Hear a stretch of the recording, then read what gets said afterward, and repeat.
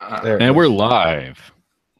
Hello, everybody, and welcome to the Three Amigos Podcast. It is Friday, August 4th, and we are 3 days into the crypto new year. How excited is everybody? Yay! I don't have any Bitcoin Cash, do you? Oh my God, I got so many. Yeah, have you sold any? You bought? What's your strategy? Are you just holding on to it? Oh God, I think my Bitcoins have been in cold storage since 2015. So Ooh, that's pretty retro. That's they're old school ones. I sold some, bought Dash. Thank you. That's good. Do you have any Bitcoin Cash, Brian? I have a little bit. I sold about half and bought Dash, and I'm holding another, hoping it goes over 1,000, and then I'll buy more Dash. What do you guys think about Coinbase releasing that they're not going to distribute their BCH until January 2018? Yeah, they're I don't know. I almost feel like Coinbase runs on the tiers of Bitcoin users, because it seems like a key element to their component is that people are always complaining about them. Oh, they shut down my account, took all my money. Oh, it seems like that only makes them grow stronger. The only good thing about Coinbase is that Charlie Lee has left. That's a great thing. Yeah. That's good. Yes. So bitter. I still wanted to get added on Coinbase just because I use them. They're easy. I am fixing to break in the Kraken, although that's where my BCH was, but I'm fixing to send some money to Kraken. A lot of people were predicting a crypto bloodbath this week because of the fork on August 1st, and it didn't really happen. There's lots of personalities throwing out what they thought was going to happen. Dash has remained pretty stable. Jeff, you got your screens by you. I haven't actually seen what the price of Dash is. Okay, I'm opening it up right now. I decided to give you guys a little bit of a different look today, so I don't have the screens behind me. But we're never too far. Take your job. It's okay. It's $187 per Dash. That's not too bad. I got 188.52.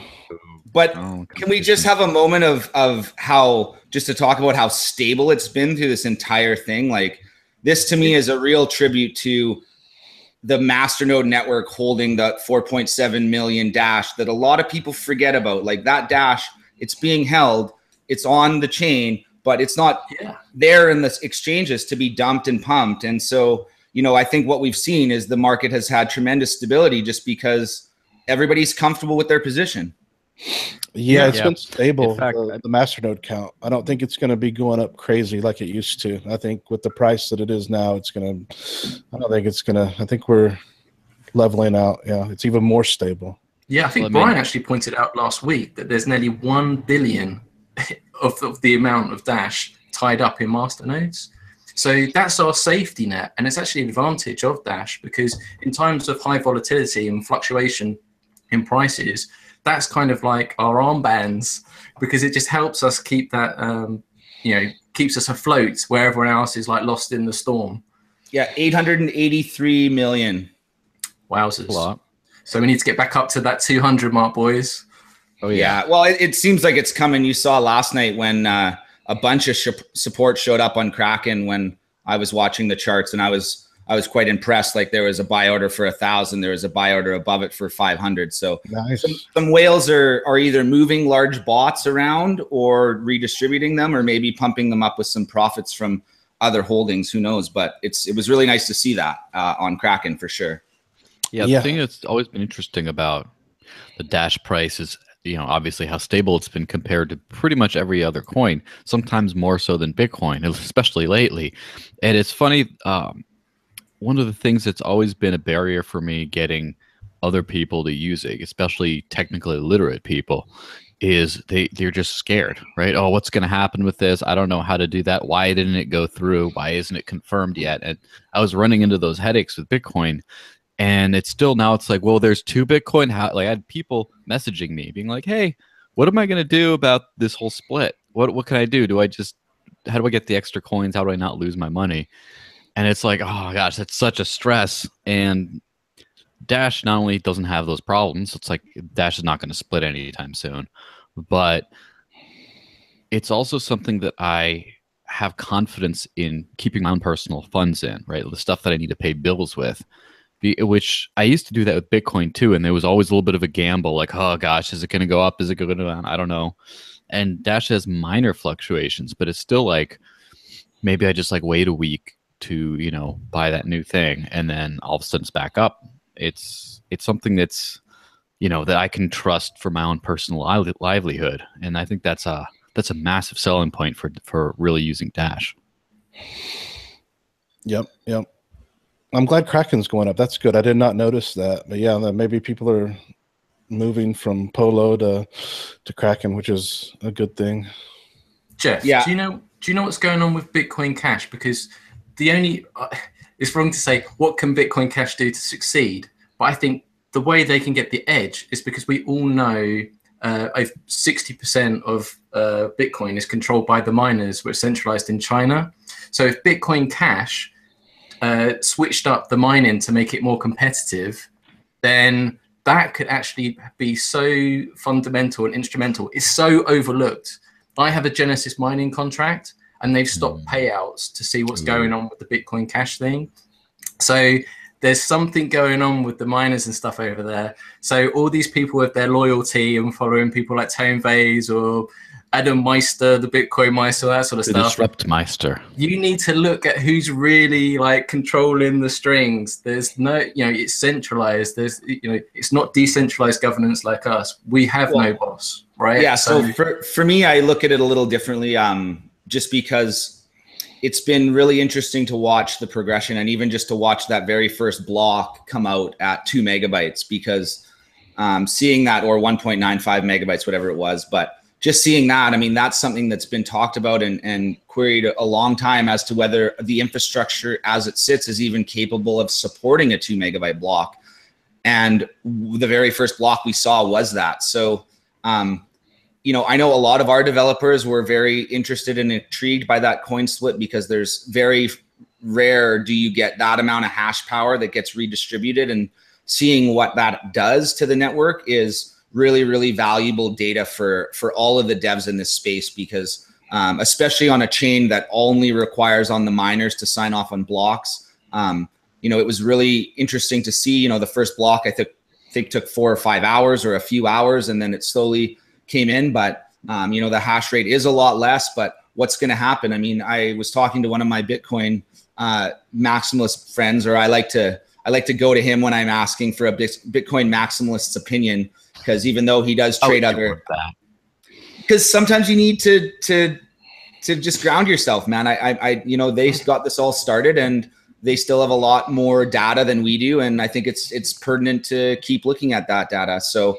when I went to him and approached him and just said, you know, what do you think about this whole thing? And he just said, well, you know, Bitcoin's the true chain, and BCH is an altcoin, and they're not the same. And I said, well, but they share a blockchain. Like, if we have transactional history between the two, how are these not the same coins? And he's like, well, I feel that they're not. And I was like, well, I just pitched the one question to him. I was like, well, what if the price of BCH ended up being higher? Like, do you feel Bitcoin is the true chain because it's the true chain, or because it's the highest price? And I thought that was an interesting discussion to have with someone. Yeah, Gavin Andreessen said something about if Bitcoin Cash gets higher hash rate, right? If the hash power is higher, it's going to be the true chain or something. I don't really think what is the true chain? What does that even mean? Well, one thing and to further confuse things, in the Ethereum world, you have Ethereum, which is considered the non-true chain, and you have Ethereum Classic, which is considered the immutable chain that never changed. But then on the Bitcoin side, it's the other way around. Bitcoin, as it's known, is considered, or being considered, the main chain, but the Classic or the ABC is being considered as the other chain. And so coming into this space, if you've never heard of Bitcoin or Ethereum, you wouldn't, how could you even explain that to someone? So what are we going to use as the vector? Is it just going to be market cap? I don't know. Yeah, Iron Vape, he's a Reddit and Slack user. He said something about how SegWit fundamentally changed something in there, and so he doesn't consider it the main chain now because it fundamentally changed. He explained as more technical. Well, but Bitcoin ABC removed all the SegWit code, right? So essentially, that Bitcoin or BCH is big blocks and no SegWit, as I understand it, whereas the normal chain was going forward, looking still to potentially do SegWit or SegWit 2x. So now when you look at, say, Dash and Bitcoin and Litecoin, that's a very interesting thing, because Litecoin's now leading the SegWit adoption. Bitcoin, well, you have to talk about both of them, and then you don't even have to talk about any of those for us. Well, look at here. There's I guess there's 5 different chains here now. I don't really understand all the different BIPs. BIP 148. Well, those are basically the rules of each of the chains, right? So like, just like our chain has specific rules where we enable what we call our sporks, these chains just get their rules from whatever BIPs are active, right? You hit the nail on the head. It's all about the rules, right? So if you were a purist and you're like a die-hard Bitcoiner, you're one of these people that are like, I was there from the start, man. I've got Satoshi's white paper on my wall. I read it every night before I go to bed. Then really, if you're that much of a purist and you want the purest form of Bitcoin, then Bitcoin Cash is the closest to that, because the only thing that it's done is increase the block size. So the hate on Twitter and on Reddit that people have for Bitcoin Cash, but it's just like, how can you hate Bitcoin Cash? Because if you hate Bitcoin Cash, it means you hated what Bitcoin was before, right? Did you have a problem with Bitcoin then? No, you loved Bitcoin. You only had an issue when you went into the scaling problems. So this is just so crazy. Yeah, Bitcoin Cash is like retro. It's like a modern day drive-in movie theater or something. It's like, those things don't exist anymore, but it's like you built one in 2016 or something. And like, that's a Bitcoin Cash. No, we built it in 2013 and we just never got it to market. So now we're going to put it out still. Maybe, I don't know. So you got the Bitcoin Core, and then you have the UASF user activated soft fork BIP 148.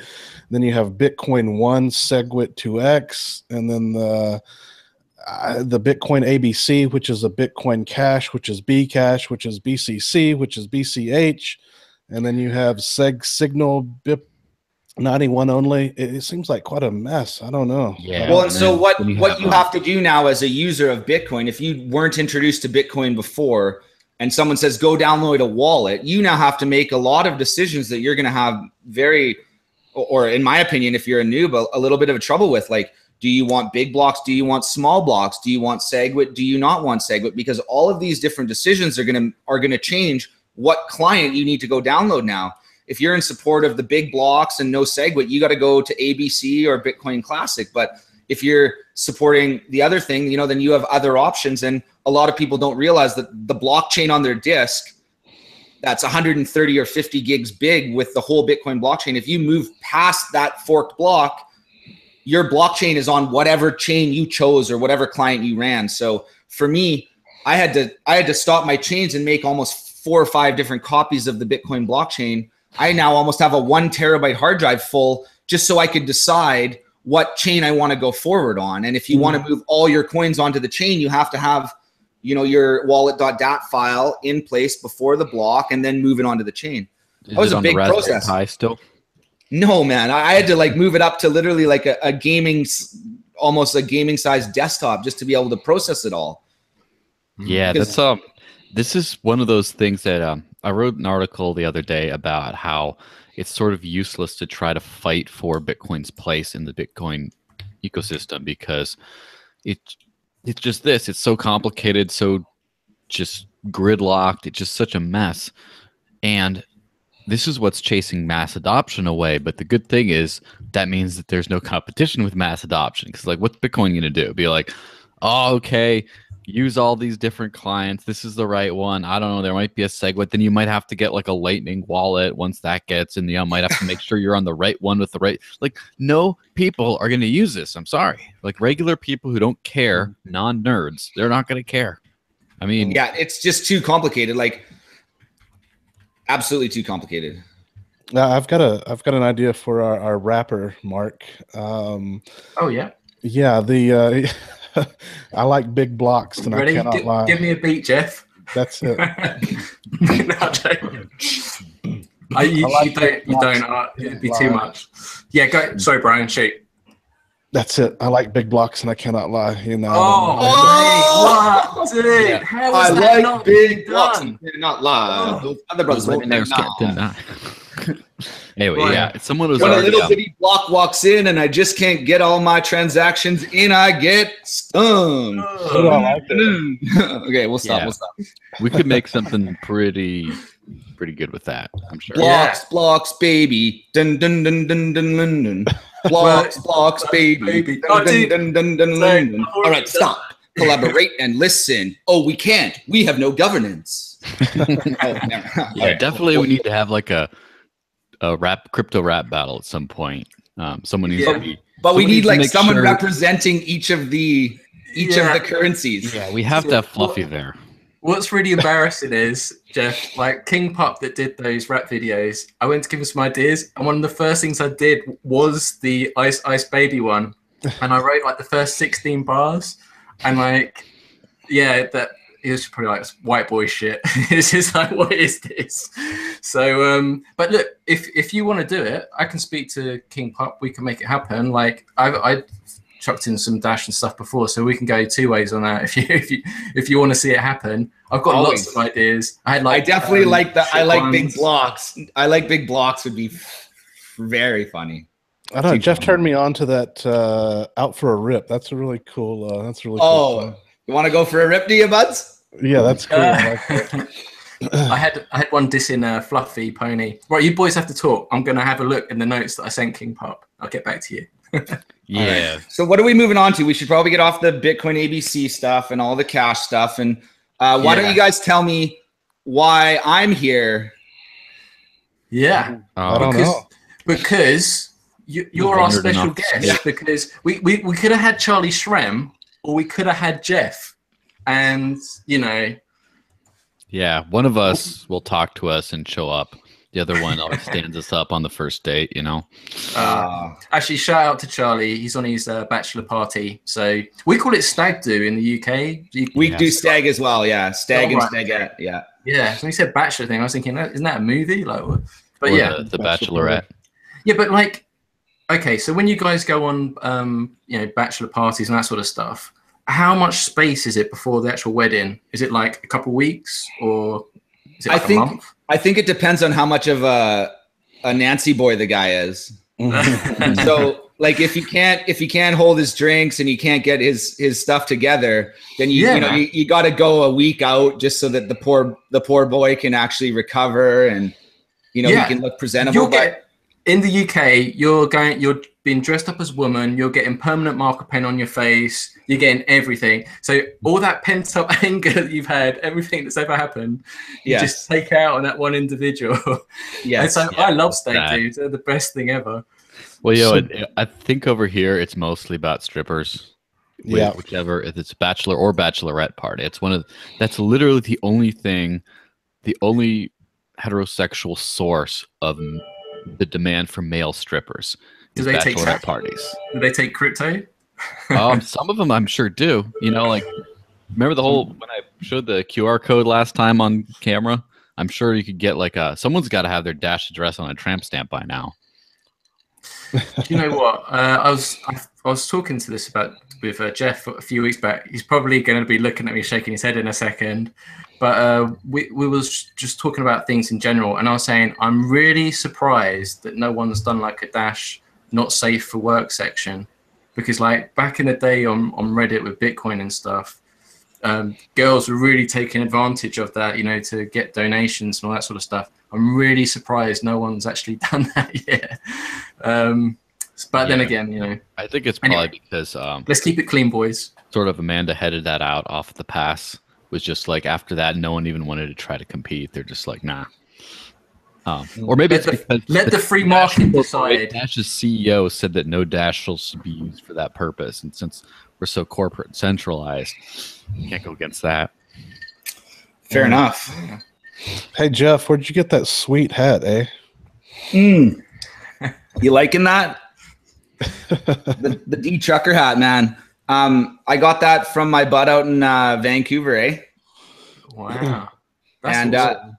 I got to think that, yeah, it's hilarious because we all get together and FaceTime, and we all wear our little Dash hats and geek out like little losers, and it's quite cute.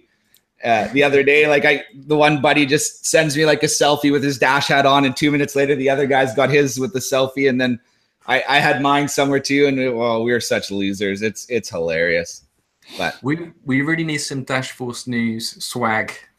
We'll get them. Yeah, we need some stuff. Do you remember the Spreadshirt days? Yeah. Yes. Mark used to run a Spreadshirt store, and I remember way back in the day, it must have been 2014, I guess. 2013. Actually, funny you should mention that. Charlie Shrem, I was talking to him about that today. He was like one of my customers. And he was one of the people that actually instigated that petition that I think you're going to talk about, because he gave me a bit of a time. Back in the day, Spreadshirt is like a cafe press type thing where you can have like an online store that just prints your shirts and stuff for you. And apparently Mark had a store there, and he wanted them to take Bitcoin. And as I just learned, apparently Charlie was one of his first customers that probably wanted to pay in Bitcoin. But anyway, way back, this was in 2013, right? I saw that because I had a Spreadshirt store too, right? And I wanted them to take Bitcoin. I saw this petition by this Mark Mason dude, and I'm like, it's about petition them to take. It's a good looking man, that man. Yeah, and so I signed the petition way back when, and he had some video with like a couple, like a twin girls or whatever, to say, "Do you love Bitcoin? We love Bitcoin." And it was, I think it was the same girl with a wig, like who just married herself to like double the money. But anyway, that was a crazy times. And then before you know it, now I'm working with this guy. So that's so weird, though, isn't it? Because we were all. This is what I was saying to Charlie. I mean, I didn't want to bring up, Roger and stuff, but just the history of Bitcoin, because I was involved with petitions and stuff. I was going after big companies. So Spreadshirt, although they're a third-party supplier, they had at that point in time, I think they were operating in 16 different countries. They had over 72,000 sellers at the time, and I just wanted them to accept Bitcoin. I was huge into Bitcoin. I just wanted to get the message out there, and I was probably one of those that crazy friend that wouldn't shut up about Bitcoin. But and it's weird how me and Joel met, and now we come full circle into Dash, and now Charlie as well, because I had that interaction with him. He was I was going to use the word dogging, but that means something else in the UK. Don't Google that. He was like hounding me because he wanted to make a really big order of all these t-shirts and stuff, and he was just like, "Hey, you've got this store, but you don't accept Bitcoin." I was like, "Well, it's not down to me. I've got set up the website and all this sort of stuff, but it's down to the other thing." So I ended up talking to the CEO, and then but this is what Dash needs to do right now, because when people talk about business adoption, when you look at businesses, whether they're small scale, the chances are you're only going to probably purchase from them once.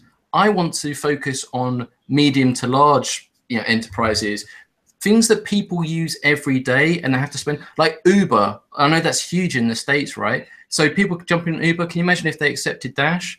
I like pop culture t-shirts, I might be able to make something similar to that happen. So fun little story here. This shirt here, it says free Uber. It comes from back in the day. There was in Portsmouth, New Hampshire, right around the corner from here. The city passed an ordinance that banned Uber, basically. It gave them a bunch of different restrictions, and so they basically couldn't operate. And so this fellow by the name of Christopher David started this free Uber campaign where he basically raised $5 Bitcoin or something like that. That was when it was a few hundred, $5 or so $100 each. And he was using swarm tactics to put Bitcoin bounties on different activism things. So, for example, I went out there and all throughout the night was stapling wanted posters of the city council members' faces on them to posts all around town and stuff. That's just saying, wanted for crushing free enterprise in the city and all this kind of stuff. And so that was a pretty big success. And then he went off from there to start his own ride-sharing startup called Arcade City. that later was involved with an Ethereum ICO called also called Arcade City. That then they didn't like him and they cut him out of the deal, and now they become Swarm City, right? I don't know if you've heard of Swarm City, but Swarm City was also one of those people that lost like $10 million in the wallet hack, and so I know a bunch of people that work for them that are all crushed. But anyway, now this Chris David guy showed back up on the radar, and he just yesterday released like a working rideshare app that's supposedly a decentralized type Uber. And I know he's a big crypto dude, and like I can pretty soon. Just saying, you never know. Interesting. Well, what was the deal? I hope this is not. I hope this is. I read it somewhere. I hope it's not confidential information about. I know it's not. We were supposedly going to move into like IT. No, it's all good. Where are you going with this, Brian? You're making me feel very nervous right now. Yeah, you made. I'm okay. I'm not going to say anything. Okay. What are you talking about? Are you talking about the security thing? That was in the news something recently? about IT and healthcare. Oh, okay. Right. Okay. Maybe. Sorry, the Dash CEO just appeared behind my screen. Oh my God! I can't believe I forgot this. Have him say hi. Is Ryan Taylor's birthday? Happy birthday, Ryan! Have him pop. If that's him there, have him pop his face over and say hi. No, he's definitely not here because I'm in Canada. Let's all send Ryan a tweet saying happy birthday, or Jeff can sing happy birthday right now. Okay, let's all do it. Ready? 1, 2, 3. Happy birthday. Oh no, I don't think we can all sing it because the audio will go. I'll sing it. He's my boy. Happy birthday to you. Happy birthday to you. Happy birthday, Ryan Taylor. Baby giraffe. Baby giraffe. Happy birthday to you. And many more on channel 11. All right. I don't think he watches this, but just in case. Yeah, actually, sorry, Ryan, if you didn't want that getting out. I actually spoke to Ryan earlier in the week about coming onto the on the Three Amigos, and he was just like, it's my B-day. Otherwise, I would have been down. So happy birthday, Ryan. What an amazing year it's been for Dash. Looking forward to meeting you at the London conference. And so in the live chat, Slaynock Movement says, make a wish. Damn right you're in Canada. It's hot in hell in Scottsdale. I used to live in the Phoenix area, and it gets up to like 120 Fahrenheit. What is that, like 44, 45 Celsius? And it's kind of a rough climate to pick Dash offices, you just go outside, you just roast. Miserable. Oof. Yeah. I like it up here where it's like in the 80s right now. Yeah. Speaking of the conference, Jeff, have you got any intel, any inside gossip? Do you know any more about the London conference? I wish I wanted to get into our Slack and try to ask for some sort of tidbit for you guys, and I didn't have time. I was so busy trying to choose my hat and get my location set up and make sure my audio was working.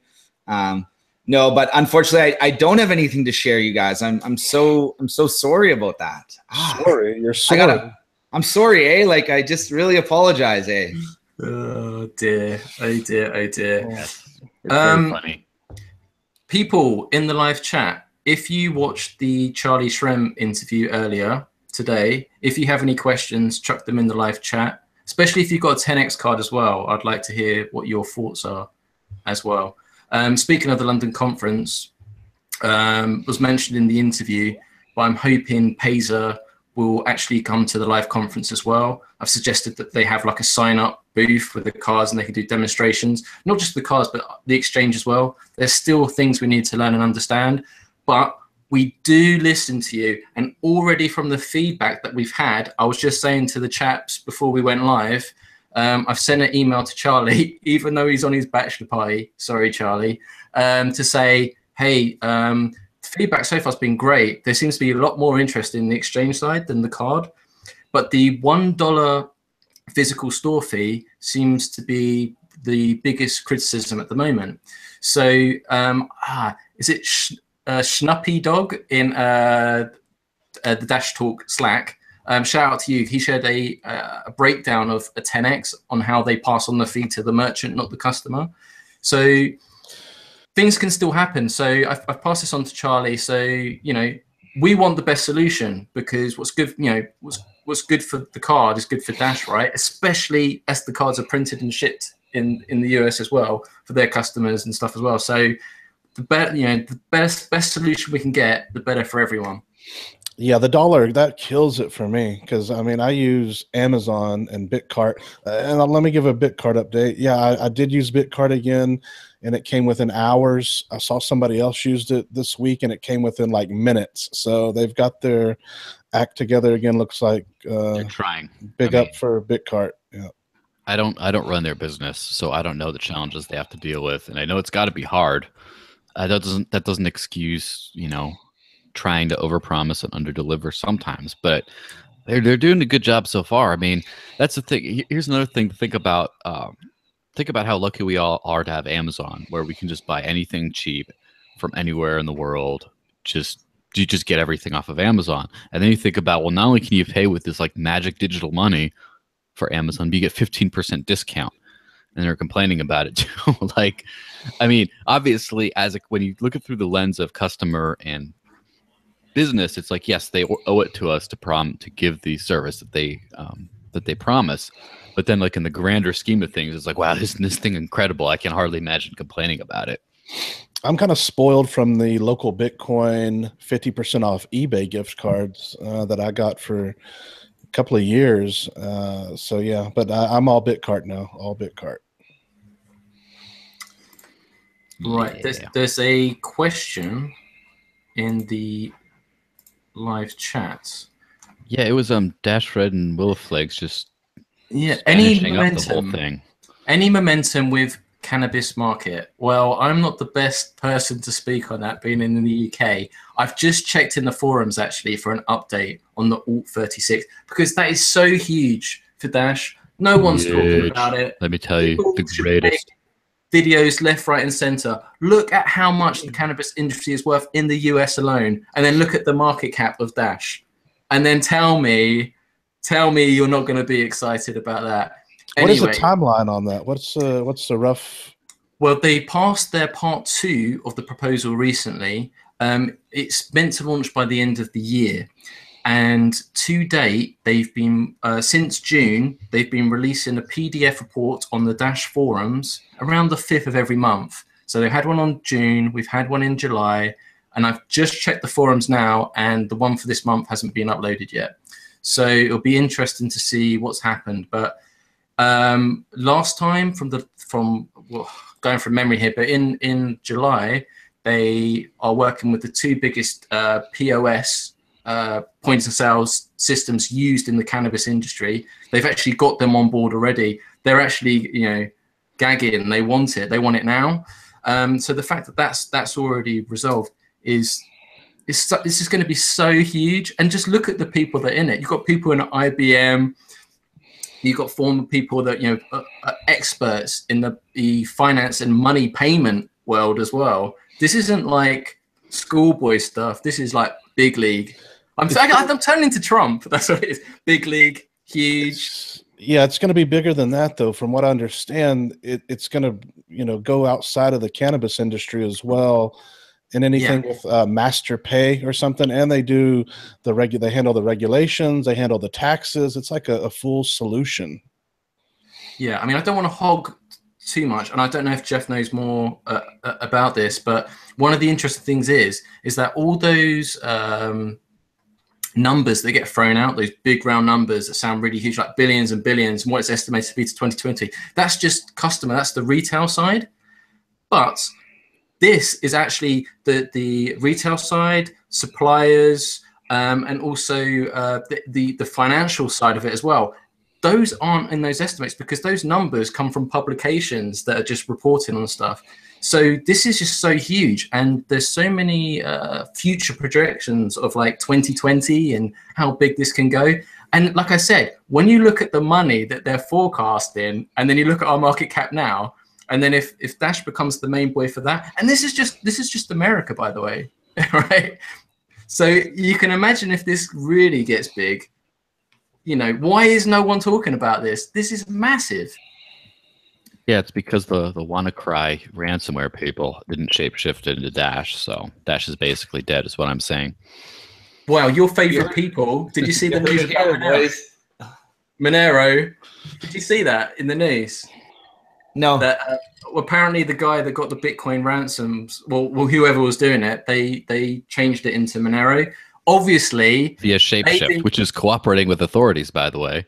Yeah, they didn't get the memo last week from Joel's article about bitmixer.io, the biggest Bitcoin mixing service, shut down last week, and they recommended in the Bitcoin Talk forums to all their customers that use them to use Dash or Zcash. Or zero coin. No, did they mention anything else? But hold on, Mark, because how is it possible that that's true? Because I went on to this website called Reddit, and I went on to that. It speaks the truth. Yes, and I went on to this thing called the Dash Pay, and some guy, he was on the YouTubes, and he said, all of them or just a couple? No, I think it was a lot of guys on the YouTubes, but they were all saying, all the tubes, like all the tubes are involved, and they said that our mixing doesn't work. For real? So, well, they said it on the Reddits and the YouTubes in all the tubes. So I think my world is shattering. I'm gonna have to rip this Dash thing off the wall right now. Ready? So this is the crazy thing. I mean, in fact, Charlie said it today. Like, the thing that he admires most about Dash is not the sort of rivalry, because we kind of, our competitors, we want mass adoption. So we look out, we're looking at the big players like PayPal. So we want everyone to be using it. But here's the thing. Like, when you look at who came out with the privacy stuff first, we came out before. Has private send ever been compromised? Brian, yes or no? No. Has it been security audited? Yes. Christopher Atlas. Yes. Has Monero, did that come out before Dash or after Dash? After. CryptoNode, I think, was before, though. Bitcoin and stuff. Yes. Joel, Monero, has that ever been compromised? If, say, for example, if I made purchases with Monero in like 2014, 15. Or 16. Or 16, has that ever been compromised? Even though that came out after Dash? Yeah. It has. In ways. But you know what, though? It's issues. I don't know if I agree, guys, because if I take 100 Dash and send them and then mix them and then send them back to myself, I can clearly trace those funds back to myself. It's pretty easy. Yeah, that's just the madness. I love Brian. Brian really does this really well, because Brian's a master at this, because he's dealt with so many trolls over the years on YouTube. Yeah, he's the mastermind. He's doesn't do any mining, but he's the mastermind at trolls. But yeah, like, we're open, right? We've got money in Dash, and Brian always says this best to me. It's just like, you know, if there's any vulnerabilities, please let us know. Brian, there's been like a bounty bug for like years, right? And that's at half, wasn't it, like half? It didn't even have the whole rounds, right? So yeah, 4 rounds. David DD Link or DD Inc. or David Dinkins, I think is his David name. Dinkins, yep. Yeah. Cool team. Yeah, it's been around for a while. And also, there's hundreds of thousands of dollars. I've always said, if someone wants to, I think Amanda said it too, that if anybody wants to, make a proposal, if they think that they can break it, they can make a proposal for hundreds of thousands of dollars, and they can, submit it to our devs. And if they can really break it, then they'll win hundreds of thousands of dollars. And now we have that new bug crowd fund thing. Yeah. So yeah, the security, we're getting people to penetrate and test our blockchain, everything, because we want it to be solid. We've got money in this. We want it to be good, where everyone's like throwing stones at glass houses and stuff. Yeah, it's so not like I speak for myself only here. It's not a hobby for me. This is what I make my living off of. This is what 95+% of all my finances is in. Like, this is what I pay my bills with. Like, it's not just what I sell and then pay my bills with that. Like, no, this is what I pay a lot of my bills with too. It's like, this is my money. Like, I need it to work. It's not like, oh, I can just have like a little hoard of PIVX on the side that I'm staking, but I still have normal paychecks in fiat currency that I'm paying. Like, no, this is, I'm all in, which is why in Dash, i.e. something you can trust, not in something like Bitcoin that's going to fork or then it's going to stop working or take, like, there's something I actually can put confidence in long term and that I won't be left out in the cold.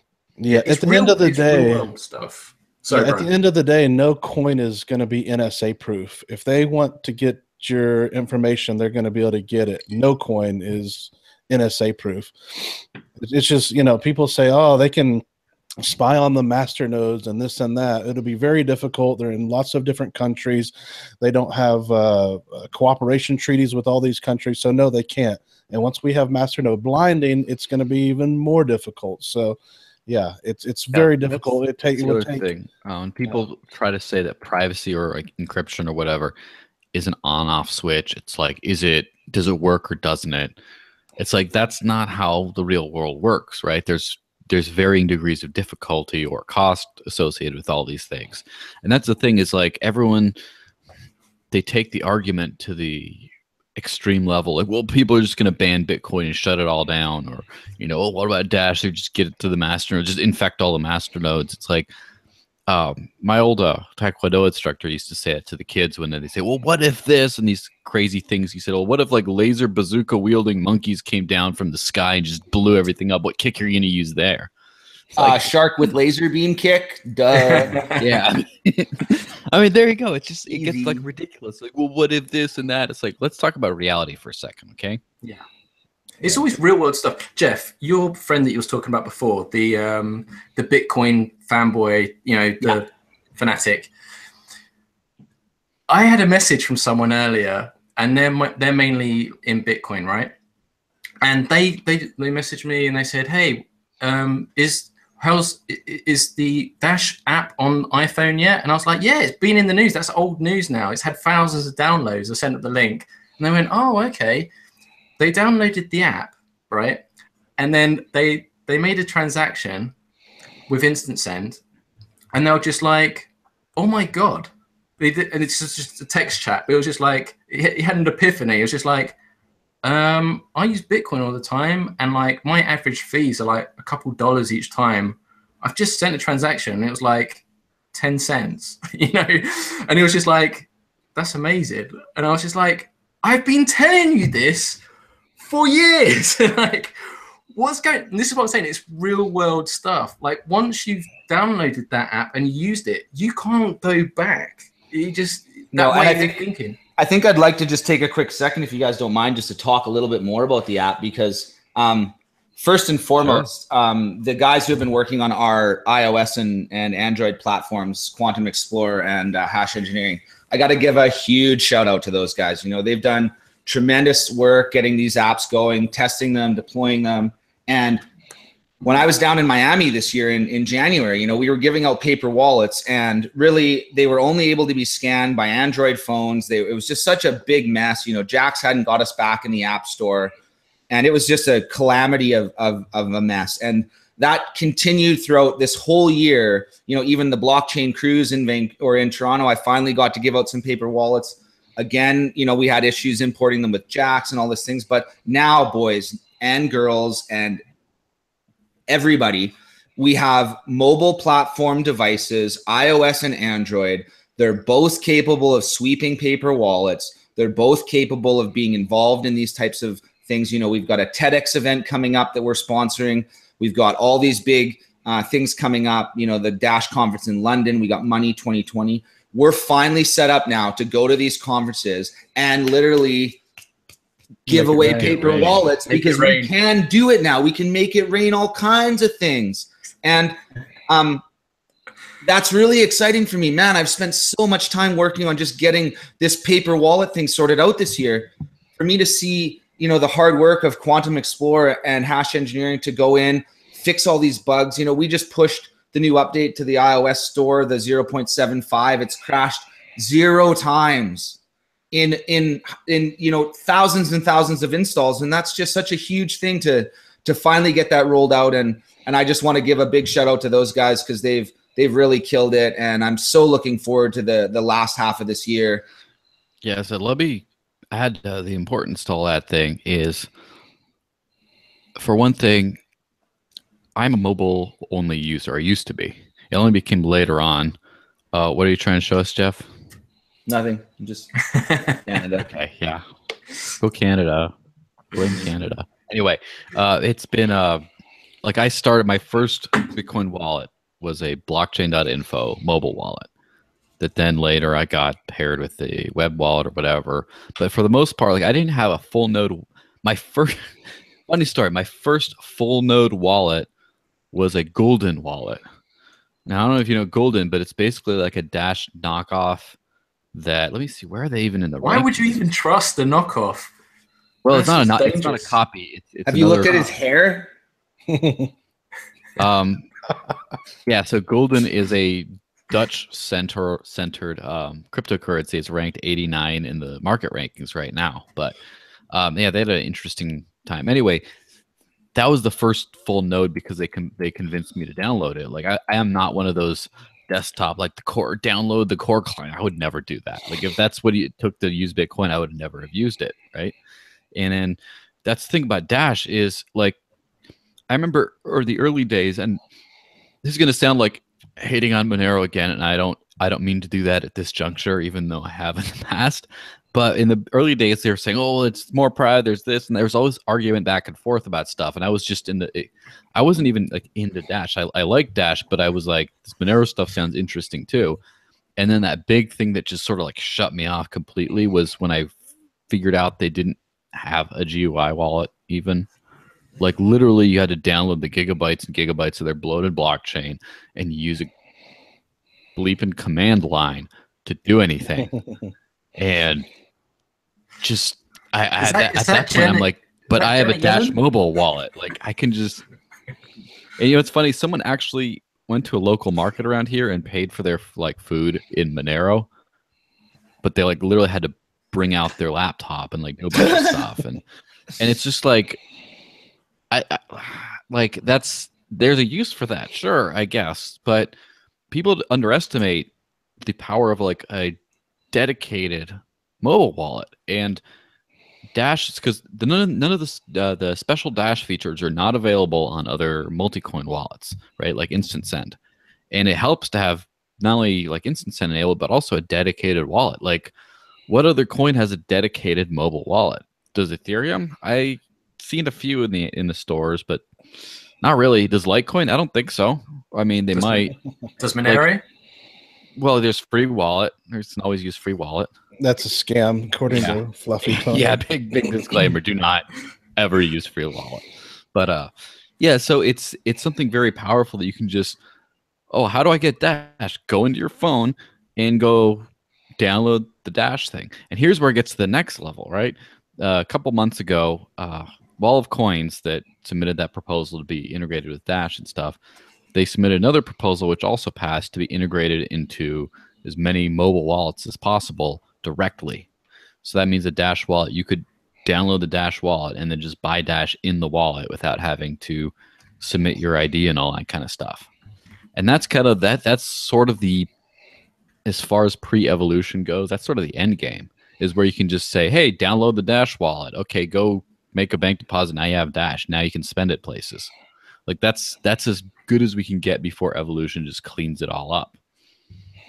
One of the things that I just wanted to circle around back to, we were talking about everything that's been going on in the mobile wallets. And so what that's led us to now, right, is we're finally able to deploy some of these kiosks and some of these things around the country because people can actually go there with a mobile wallet and do their thing. And that was quite hard. So I've been working quite heavily with Danny something, trying to get the people that he's reaching out and talking to access to the info they need when they want an ATM or a kiosk.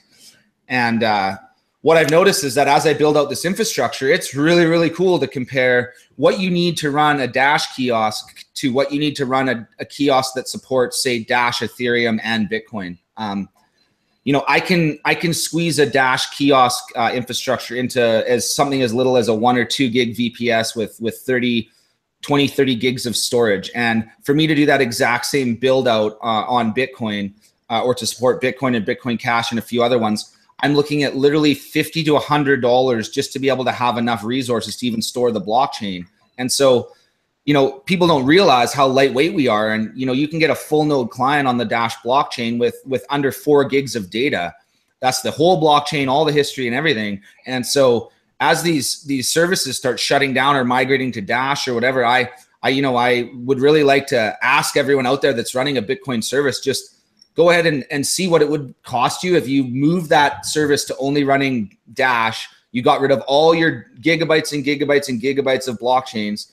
And I wonder what that would do to your bottom line for operations, because I think that there could be some substantial savings from some of these companies that are still running on that network. And it would be really interesting data. So as Danny and I have worked on that and trying to get these people, these ATMs or these kiosks, it's been really interesting to see both the mobile adoption, but also how lightweight we are and how much different our infrastructure and how much better it can scale. So that's been a pretty fun piece, and it does just sort of close the loop there. It's fun to see that we're out talking to these vendors in the marijuana industry, and we're also getting ready to finish our program with Alt36 and get that in the hands of everybody. So that's just going to be like a bug on or a cherry on the cap of evolution. We're not even it's crazy. That's not even the biggest thing. Like the biggest elephant in the room is China, which is why I'm so excited about Beijing, because over there, obviously, they've got problems with exchanges, currency, because of the way things are there, laws-wise. But all these communications that we're having, did you guys see the Bitmain miner D3 that was up for sale this week? Crazy stuff. Dash, like, not even the top 10, top 20 is like the most profitable coin to go. And China is crazy about it. I was talking to Michael about Michael from Box Mining, our Dash Force China coordinator. I was talking to him about it, and he was just saying, "Yeah, it's lit. Things are going to go big in China soon." So I reckon by the end of the year, some really big things are going to happen, because if you've got a coin that's more profitable to mine, and all this hardware and stuff that's coming out at the moment, it's amazing. Yet no one's talking. So you're right. So no one's talking about Alt36. So you get people that are stuck in this mentality of being momentum monkeys. They just look at the price every day. They're just short-term people. They're just stuck in the moment. I'm like Jeff. I'm looking at into the future. I'm excited about what projects and developments are happening in the future. That's how I make my decisions. So Alt36, these Bitcoin miners, evolution as well. There's so much evolution, bro. Evolution. Evolution. Oh, come on, mate. Hey, he says potato. Let him alone. Tomato. And it's just snowballing. It's getting bigger and bigger every month. I mean, now we've even got a third conference now in Sweden, right? So, yeah, and here's an important thing to think about, right? So as of today, DiscoverDash.com lists 230 businesses around the world that take Dash. Oh boy! Like, shout out to Albert. Shout out to Albert for helping us. Yeah, Albert Arianis used to work for Wall of Coins. Now he helps us out sometimes, adding all these listings.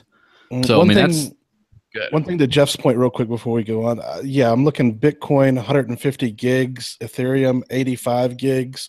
So yeah, we're at 3.36 according to the Bitcoin charts. And I hear everybody, you don't have that many transactions, so obviously your blockchain's not going to be as big and this kind of thing. But I just wanted to point out that when you're trying to deploy services right now, and that's something that I do with my job at Dash, is just deploying things, and the lightweight ability of our services is still a real cool thing from the back end. And not a lot of people realize that, but it's pretty cool to see that and be a part of that. Yeah, Joel explains this really well. When other coins always say, "Oh yeah, but you can't spend Dash anywhere," and we're like, "Are you what? Are you crazy? Have you seen any merch?" DiscoverDash.com, 230 places, including Amazon.com, via Bitcart. Bitcart doing over $100,000 a month, people. Yeah, just one site. Yeah, it's pretty. I mean, we're getting to the point where obviously Dash is supposed to be humble and reasonable and all this kind of stuff, we're starting to get to the point where we can start to talk some mad shit, because there's not, I mean, Bitcoin was the immutable chain. Now it's all split up and going on to third-party services for scaling. There's a bunch of crazy stuff. Ethereum has crashed and burned and had a bunch of stuff happen too. I mean, still, you know, all these things have had their issues. Then Litecoin's going to do it, and then now Litecoin is completely irrelevant. And there's, let's be honest, like what place takes Litecoin? Who uses Litecoin? What mobile wallets do you have? And like Dash is just like ready. Dash is ready. What else is ready? Everyone else says like, well, what about this coin? It's like, well, come on. Where can you use it? Where's your app for it? How can you buy it for cash? Like, no, it's starting to get to the point where I almost want to get like angry at people who suggest other coins and just shake them by the collar. Like, look at me. Why anything else? What's the matter with you? Slap. Yeah. So the problem with that though is that when you force people down a path, they're not going to end up sort of believing the path. I think sometimes like they have to get there themselves. Yeah. Well, we'll keep on shouting from the rooftops about the truth everyone should know. That's the other. Or we just put our heads down, work on the Alt 36 stuff and all these big, huge things. And you know what? When it happens, and we're cool with that. I mean, you know, I have finally been able to deal with my FOMO and I've been to my FOMO counseling, and I can now go almost a full day without looking at my charts on my screens. But, you know, a lot of people still have the FOMO and they haven't dealt with the itch yet. And, you know, I really, you know, feel for those people because that's a stressful time. But for me, I've never been more comfortable than, you know, to the point where I have no problem buying the Ds at 190, 180, 175. I still think that's a bargain because when all these things hit, like you can see coins rally 10% off like a press release that says they released a PDF that says they're going to release another PDF. Shout out to South Korea. You know, but at the same time, we've got like more devs than I've ever seen working together, and it's just been really, really crazy. So, you know, right on. Yeah, and they'll people will figure that out eventually. They will. They got to get there on their own. That's the thing is, this frustration I have at the same time is something I absolutely should not be complaining about because, I mean, I got into Dash, like I got interested in / more interested than in other coins when it was like $7 a coin or something, like way at the bottom level. And then there's people like I have to give a huge shout out to Scott Farnsworth of the Dash Aerosports guy, who is just totally believed in, not a technical person, totally got sold on Dash, believed in Dash. Now he's just going all in, not only being an air racer and flying Dash Force One all over the place with nice Dash Force news and Dash and Bitcart decals all over the place.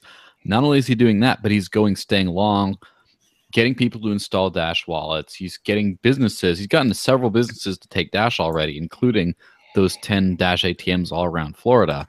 And like he's all in on this thing, which is especially for someone who's not a crypto nerd, it's a huge risk at this stage. That like, oh, I just heard about this coin, I'm just going to go all in. No, you can tell he's done his research though. Yeah, he's done his research. He definitely hasn't. I think that everyone who's all in on Dash pretty much has, because it's kind of you don't get sold on the hype. It's a lot of, oh, I have to go in and just see the fundamentals, see the governance system, see the monthly budget, see the stability. Just you have to you see how massive just Dash Core is. You know, not to mention other entities operating under the ecosystem. You have to kind of do your research to really appreciate that stuff. But anyway, it's. I guess I shouldn't complain that not everyone's an early adopter, right? Within time, it'll be something where no one can ignore it. But what you also need to remember is that when you see guys like that, guys like Scott, who are clearly level-headed people, clearly big thinkers, enthusiastic, when they're going all in like that, it's such a soothing feeling, because you know that if those big thinkers are already there, then it's not going to be long till the other people are there. And you know what? We've waited for a few years. I don't have a problem waiting another few years. We're not sitting here doing nothing. I mean, same thing with Bitcart. I mean, I knew they were just eager to integrate with Dash, but then they just shut down Bitcoin, went all Dash. And I think that's a very level-headed decision on their part. It doesn't seem like it from a distance, but it was. I think there was that forward-looking mentality of I've been in Bitcoin enough. I've seen where it's headed. I've seen kind of where the community is going, all the infighting. I've seen all that stuff, and I see, and then I see where that's going, and I just see that Dash is going places. And this is a shrewd decision of mine to just be the #1 Dash business, basically, because then there you go. In these times, I always say collect as much as you can. Yeah, definitely. I want to get Brian involved here, and maybe we're running a bit late on time now, so we're probably going to wrap up soon. But we want to hear your guys' opinion. So maybe if we can't get into this live chat, Brian, should we just talk about the conferences coming up in Beijing and London? Because we had a conversation the other day about what kind of role Dashforce would play, or what people want to see. I want to send you and Michael out there to do interviews and all that kind of stuff. I think we should have the budget to do that. What do you think? I mean, like, this is community-wise as well. Like, what do you guys want to see with Beijing? Obviously, because of the great firewall with China, there's no social media, and even with the VPNs, that's proving pretty difficult because you have to keep switching the IP address up every hour. So it's not like I can do live streams. With London, I mean, like, what do you, community-wise, and guys as well, like, what do you think? What do you want me walking around like the event with a cameraman and a microphone, just interviewing people, people with exhibitors there? Sorry, core team. People from the community, fintech people. Like, what do you guys want? Like, I want to see you go around with a Tone Vase mask and just walking up to everyone saying "Cup and handle, it's going down." What I'd like to suggest is make sure you bring someone to do your filming and post-processing. The one thing I wish I had done this year when I was traveling is had a cameraman with me, because when you're doing all the traveling, you get tired, and for you to be able to capture the content and record it and be part of it, it's just too hard. I missed a lot of opportunities this year where I should have brought someone with me, even if they don't know what they're doing, just to hold the camera and hold the mic. So just remember that in your budgeting, because I think you're going to get a lot more good, relevant content, even if you're just capturing it all, doing the post-processing and release after. I would just suggest that it isn't just one person going. I would really suggest bringing, even if it's a spouse or whatever, friend, like, bring someone along to make sure you have the resources you need, because it's such a great opportunity. Well, who's up for London with me then? I can go to Beijing with Michael and make it work, and we can switch, because then obviously I need to get a passport. Mine expire, but maybe we'll see. Yeah, because I'm going to need London, I'm really excited about, and obviously because it's Dash dedicated. But obviously Evan's given the talk at BitCon, which is Beijing. That's September the 10th, and obviously from the Q2 summary call, Core said they're going to be talking to the main Bitcoin exchanges and the mining operators as well. And obviously with our advantage in Dashforce, having Michael, he's already interviewed people like Bobby Lee from big exchanges and stuff, and he speaks Chinese. So with him, if we both go, we can alternate behind the cameras and stuff to speak to all these people and really get. My only concern with Beijing is, I don't know if I should say this actually. When you're actually behind, like, I don't say enemy lines, but like even the hotels, like China government is so on the ball. He was trying to upload stuff, and he actually got a letter saying like, you can't upload, you can't even do VPN to YouTube. Like, they knew when he was in the hotel doing that stuff. I would not even bring any of my own devices there with me. Like, there you go. Think about all the stuff. Like, I'm the webmaster of Dashforce, and I've got so much stuff. I mean, I would hate to take my laptop there, because they screen all that stuff. Actually, and I'm not even being funny about this. Shout out to Fluffy Pony for the tip. But when he travels to conferences, he has like a burner laptop or something. He has just like a conference only kind of thing. It's pretty weird, but it's. Are you kidding me? Why do you think that's pretty weird? I think it's pretty weird to not have that. Are you guys crazy right now? You're going to take your cell phone there? You're going to take your laptop there? As soon as your cell phone connects to their 3G network, they can overwrite the baseband on your phone. And then this is why I need to think, because like I'm thinking camera-wise and that sort of stuff. Like obviously, it's way deeper than that. I was going to take my smartphone. Like, I don't know. No, you get a burner Android device. You get a Chromebook or something. You get all your capture content offline, and you do all your post-processing once you leave. That's it. So where should I upload? Because like social media is a no-go. Obviously, you can use VPNs, but even like they're really cracking down on that now. After you leave, you upload. I would not suggest trying to do anything inside. Yeah. Okay. I also wouldn't bring any devices. I would be bringing blank devices that all they had was a base OS install and updates, and then I would be doing everything else there, basically. Okay, so now that you're giving very valuable information here, what would you do for transporting your cryptocurrency? Don't really. I wouldn't be bringing any with me. I'd be bringing paper wallets that were already printed out. Yep. And if they wanted the paper money, it's such a gray area, right? Because you're not allowed to travel with more than $10,000. But if you're traveling with $10,000 in Bitcoin or Dash, it's not even considered a currency. So, it's tough. But yeah, I would not be bringing any devices I owned. I would not be bringing any laptops or computing devices I own. And I would not be bringing any devices that would going to be connecting to any network at all. Because really, if you brought a mobile wallet, all you'd have to do is use the mobile wallet one time inside of China, and it could be enough data for them to get a fingerprint from your device, figure out what other transactions you've processed, what other IPs you're associated with. Like, I guess I think, and Mukau and I think way deeper than a lot of people on this stuff. But yeah, man, like the things I think about when being even asked to go to that conference, my whole body just shivers.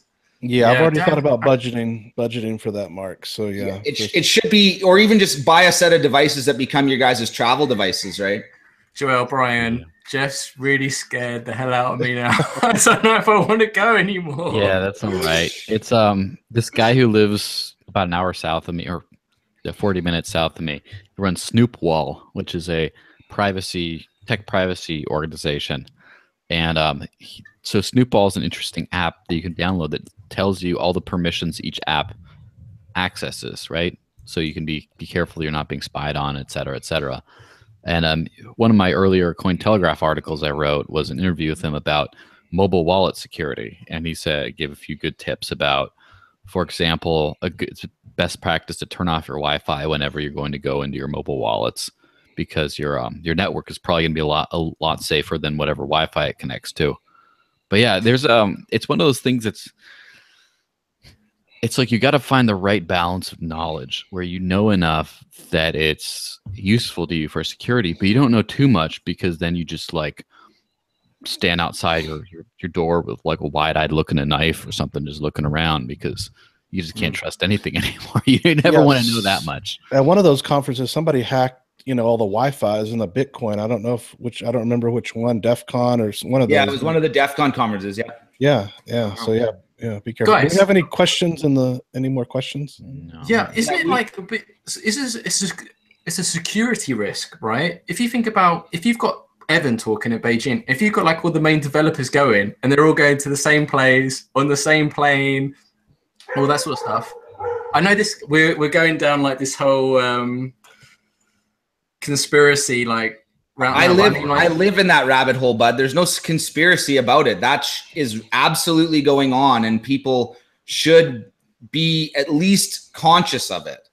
It's really, Brian. Okay, let's be real here. So we don't want to scare people. So Evan is. We do want to scare people. They're their own bank. Brian's not going, right? So they are alternating between conferences and stuff, splitting up the core team for different things. So don't worry, it's not everyone on one bus, one plane. Don't panic. Look, they've got cameras in the hotel rooms. This is not crazy talk. I mean, I don't know if they're going to be spying on Dash people per se, but yes, there's cameras and Russian and Chinese. I mean, there's espionage, all that. It's very real stuff. Yes. So a little bit of backstory from my past. I used to work at the White House under George W. Bush way back in the day.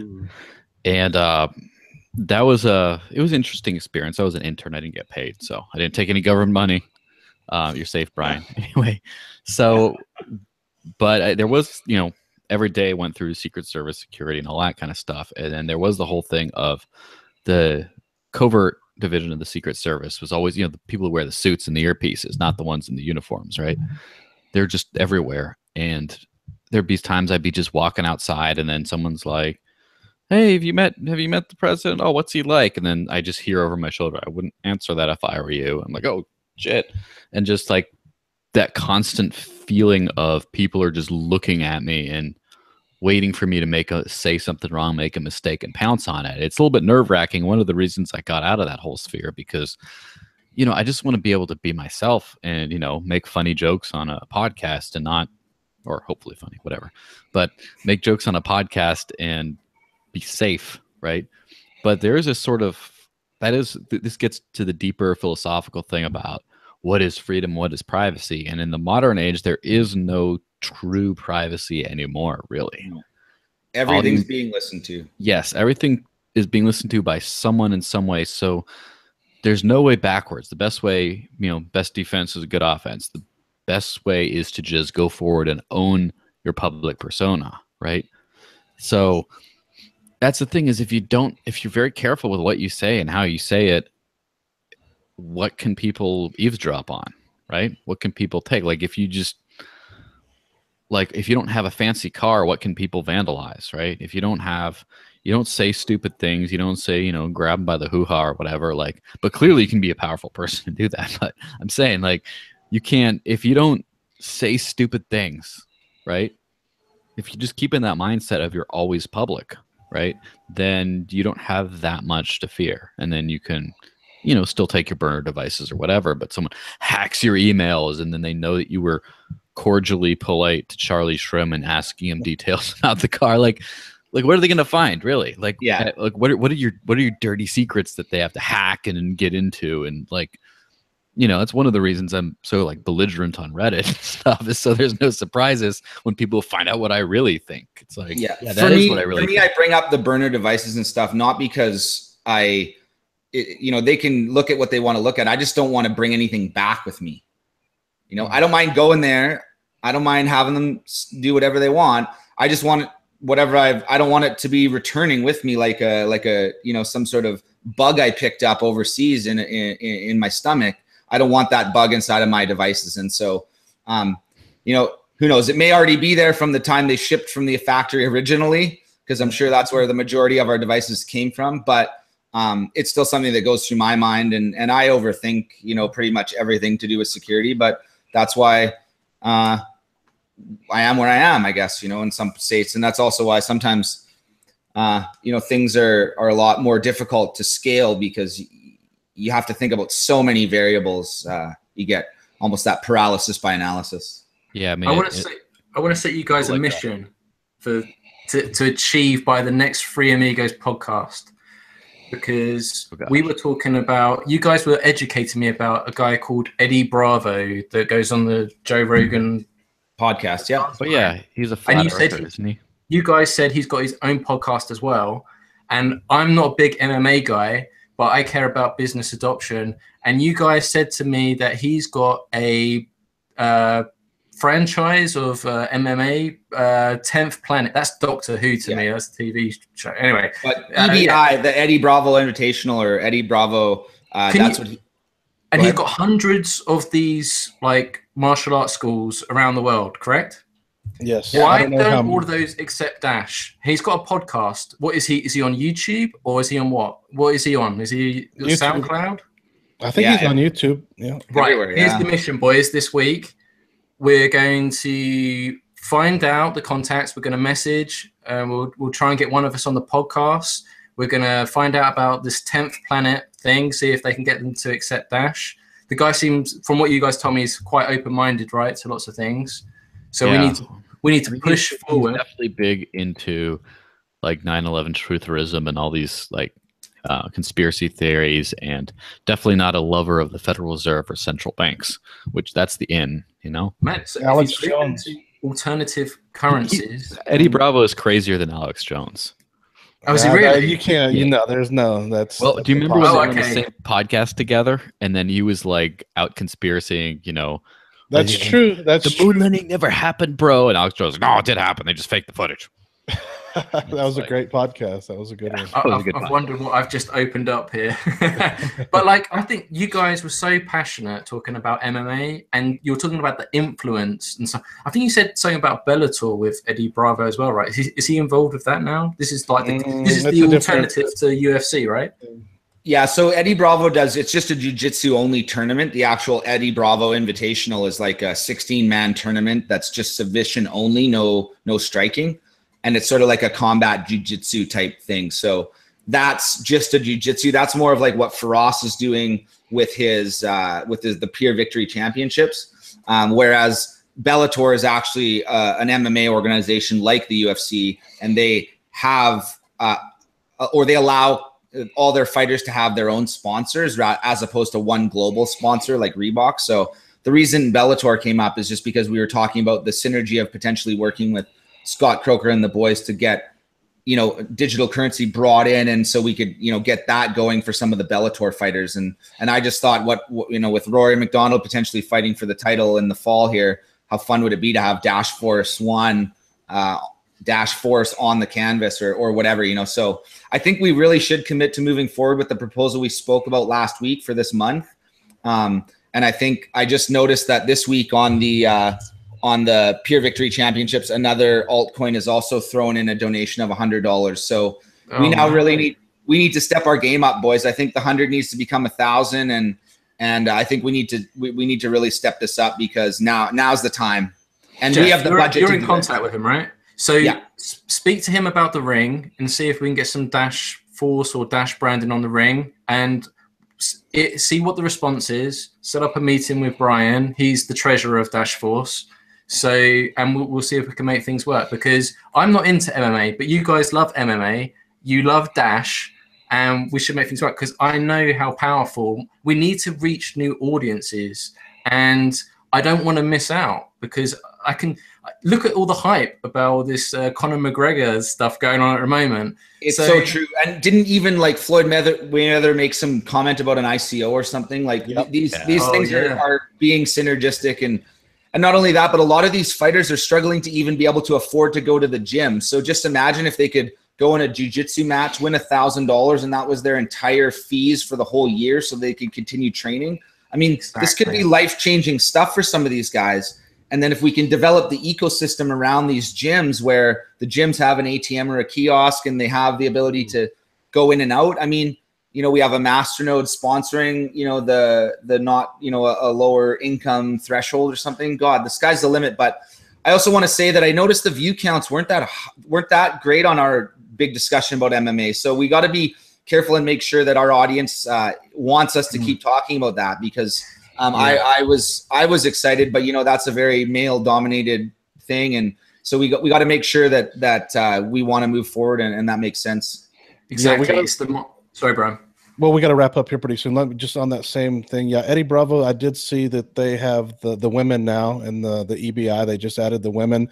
And also a shout out to Chuck Williams' sister. I think it's Wendy. That's right. Woman Williams. Yeah. So I think she's going to do a proposal.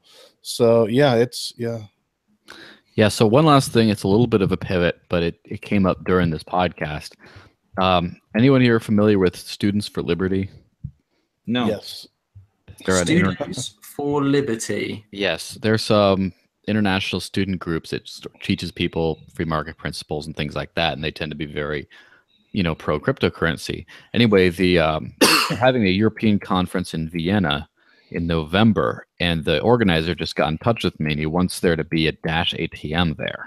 Ooh. So can we get a Dash ATM at that conference / a Dash and drink? Whatever happened to those? Those sounded so cool, and I wanted one, and then just they were really big. Where's the conference again? Did you say Vienna? Yes, Vienna, Austria. That's really interesting, because what we should probably do is get Mark one, because if I can get Mark one, then at least it's in Europe.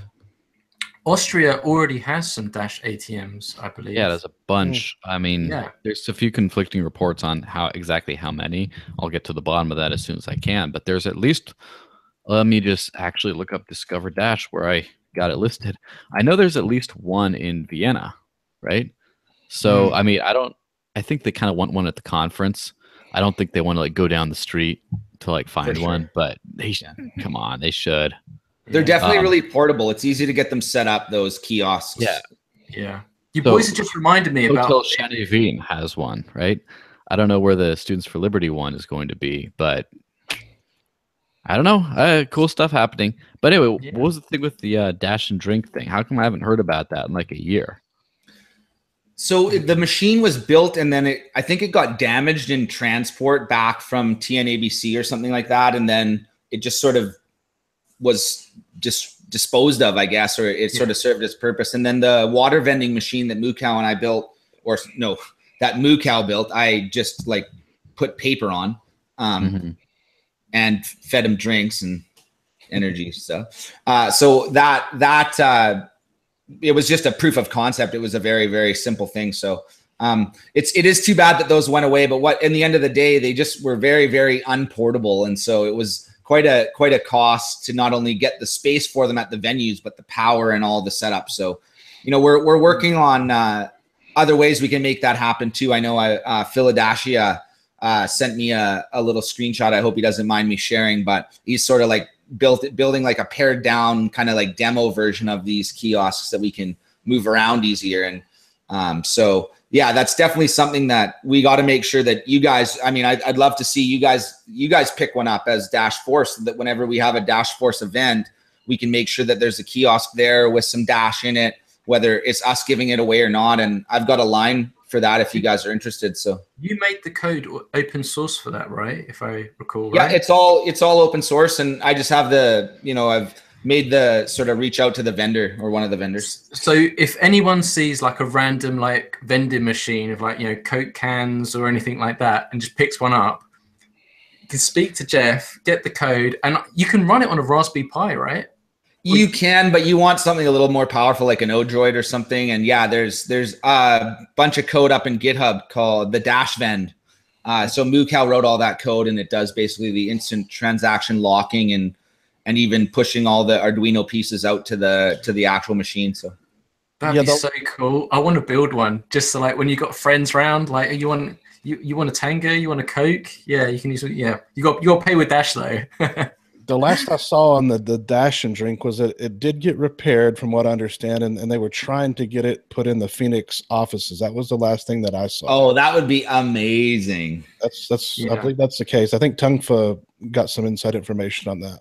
Well, Michael from he was in China, and he was telling me like, oh, we've got WePay, like instant pay. We've got all these options now that they can send money for like no fees. On like mobile apps and stuff. But he says when he goes to the equivalent of like a 7-Eleven, the vending machines have got all like QR codes.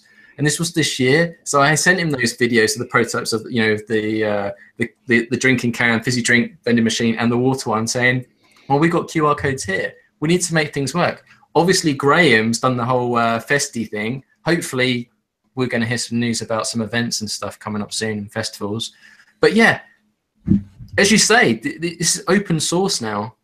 When are people going to open up like ale bars and beer bars and stuff? Because it's the same thing, right? It's the same QR codes. Well, and here's another idea, right? There's this place called the Free State Bitcoin Shop in Portsmouth, New Hampshire, that only accepts cryptocurrency. And I haven't been there in like a week. They just started out, but they were selling like Dash shirts and Doge pillows and things like that. And now they selling a few more things, and they're going to have a two-way Dash ATM there soon. But it'd be nice if it's like a cool proof of concept type store, and the guy who owns it doesn't need to make a profit for a living right yet. So it would be interesting to try to get a Dash vending machine there, just like a vending machine that only takes Dash Instant Send, and then you can just sell all kinds of beverages and things like that in there, and just have a permanent location. And all of this stuff has been held up by us not having the proper mobile wallet infrastructure, which we do now have. So I think that could have been holding some of this back, but you guys, this fall, this is now the time. Like we can go forward with all of these things. We can be, do you guys have that in the UK, Mark, where you drink against each other? Oh, all the time. where we it's don't like we don't do the ping pong like ball game. But it's like you go. We just drink and fight. No. There's a tap in the middle of the table, and you get to you pour your own beer, and there's a counter. Yeah, there's a few select places in London that do that. It's a bit of a novelty at the moment. Okay, well, I forget the name, but I was in one in the Czech Republic, and it was just hilarious because you're sitting there, and there's a big projector screen, and as soon as you sit at the table, you're like last place, and then everybody else who's drinking however many beers or pints they've consumed from their tap, they have an X number of points, right? And so you sort of sit there, and you're like trying to get more, and it's hilarious because they won't let us do that in Canada. Like, we're not even allowed to drink out in public. We can't have a beer in the park. We can't do any of these things. So have you ever been to a stock exchange bar? No, never. Have you? Do you guys know what the concept is, right? Never heard of that before in my life. So you go into a pub, and then basically, you go to most pubs now, and they've got like TV screens for sports and stuff. And basically, it's a stock exchange, but it's for all the drinks. And basically, if everyone starts buying one particular drink, it gets more expensive. And then things get really cheap. Yeah, like this is actually, I was working on a business deal before. So actually, I probably shouldn't talk about it. There's many places that do this, right? So basically, and then you get people probably a bit like Joel trying to capitalize in situations. They'll be like, "Oh, tequila's shots are really cheap right now. They're only $1. I'm going to buy 11." And then you'll start going around trying to sell them to people for like $2. So like it makes people actually buy more, and people get really excited. And then also you can crash the market as well. So this is all controlled by the POS system. So any pub that comes in, you can integrate these things. And there are these kinds of solutions. So I'd like to see a crypto one. But I was working with a company in India, and this is like open, and they've actually got mobile phone apps. So you sit in and you can actually order the drinks where you are, and then people bring them over to you and do them. But in India, it kind of works a bit different to the UK because, the salary of the cost of living is much higher here. So they don't have as many staff on hand. So it wouldn't really work. But universities and like student houses and stuff, it's booming. Like go to a nightclub, all the fizzy pop drinks. Yeah, like someone should do that with Dash. Anyway, guys, I know we've got to wrap up. Someone should do everything with Dash. There's been one question for Brian in the live chat. Should we wrap up, or Brian, are you okay to take one question? Let's do it real quick. I hope it's not Icebreaker. It's from Ice 32,000. To Brian, you brought up the competitor to Alt36 coming out soon on the forum. Have you brought that up to Alt36? Do you think Alt36's end of year launch may give up their first mover advantage? Just real quick, I posted. There's two different competitors. I posted the link in the Dash forum in their thread. So yeah, they have to know about it. I mean, it's in their thread. I mean, I don't know what else we can do. I mean, it's posted in their thread. Yeah. Yeah. Well, the good thing is, Ice 32,000. I hope you are not Icebreaker. And if you don't know who Icebreaker is, don't Google it. It's not. Save your time. Before AC alone. Yeah. Yeah, look, you got the industry professionals here. This is like the dream team. If you're going to invest in something, people say, don't look at the companies, look at the people running the companies. You want the Michael Jordans of the industries. So it's just like when me and Jeff were saying earlier, you want to look to the future, right? So the people that are involved in this are great, and they've already established a relationship with the key players and the key POS systems in all these retail places. So I'd also like to say that we get a lot of flack even from Dash Core for taking our time with things. But you know what? First mover advantage can disappear pretty quickly if you push something to market too quickly and it doesn't even work. It's just riddled with bugs and problems. So I'm willing to personally say, you know what? Take your time, build it right. And if someone beats you to market and their service works half, that's fine, whatever. I'm excited to see and give them time to build this out properly. Because I think we can all learn something like that. We've taken our time with evolution and, evolution. And that's why it's going to be so smooth, you know? Yeah. Don't give him too much trouble with evolution. It might be hard for him to process. Yeah, I just wanted to add that don't forget with Alt36, it's the clues in the name. We've got 36 months exclusivity with Dash as well. So that's the thing to keep in order as well, especially the way if the forecasts are true, what they're saying, and business is booming. I'm not the best person to ask. I won't put any of you guys on the spot. Then I think things are looking really promising. And even apart from that, Danny from the Crypto Show, he's even doing his own thing, right? And he was going around and having some success. He's having great success. I'm talking to Danny every few days. He's calling me with a new vendor that wants to explore a kiosk and how they can integrate. So Danny, shout out to him and his boys at the Crypto Show. I think we're making a hugely profitable or not profitable, but hugely potentially great investment with that proposal. I like it. So let's wrap it up here, boys. Who's taking us out? I could say bye for everyone. Hi, guys. Thanks for joining us all. Dash Force News, Three Amigos Podcast. It's always lit. You can always have a good time here. 3 p.m. EST every Friday. Come join us in the live chat. Make fun of us. Tell us stuff to talk about. We've even had trolls in here, and we've had a little back and forth live with the trolls. That's been fun. It's always a good time. We'll see you next week. Please subscribe to the channel. Share the podcast if you liked it at all. And yeah, have a wonderful weekend. See ya. See you later all. Take it easy. Have a great weekend.